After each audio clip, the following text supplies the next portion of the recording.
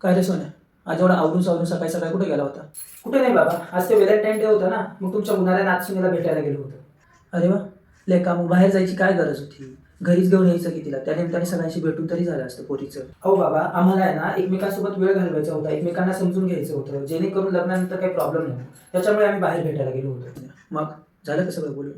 नाही ना बाबा, काय रे सोन्या? काय झालं ना, तिचा भाऊ तिच्या सोबत आलेला होता आणि आम्ही जेव्हा बोलत होतो ना, तो कंटिन्युअसली तिथे घुटमळत होता. त्याच्यामुळे आम्हाला काही जास्त बोलताही आलं नाही. मला ना एक गोष्ट पटत नाही राव.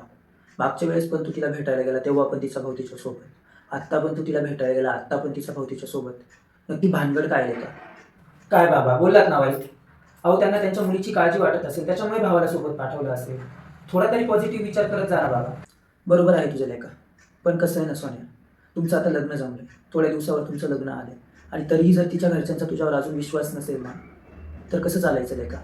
तुम्ही जर एकमेकांसोबत वेळ घालवण्यासाठी, एकमेकांना समजून घेण्यासाठी जर भेटत असाल ना, तर तुम्हाला दोघांनाच भेटणं गरजेचं होतं. अशा वेळेस तिच्या भावाची मध्ये काय गरज होती लेका? आणि ठीक आहे, तिचा भाऊ आला बी होता, तर तुमच्यात लुडबुड करण्याची त्याला गरज काय होती?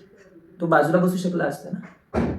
सोन्या, मला तर 100% याच्यात काहीतरी भानगड वाटते लेका. सर्व कर पण व्यवस्थित विचार करून कर. असं काही नाहीये बाबा, मला ना खूप कामं पडलेत, मला माझी कामं करायची. चला येतो मी. अरे सोन्या, थांब थांब थांब.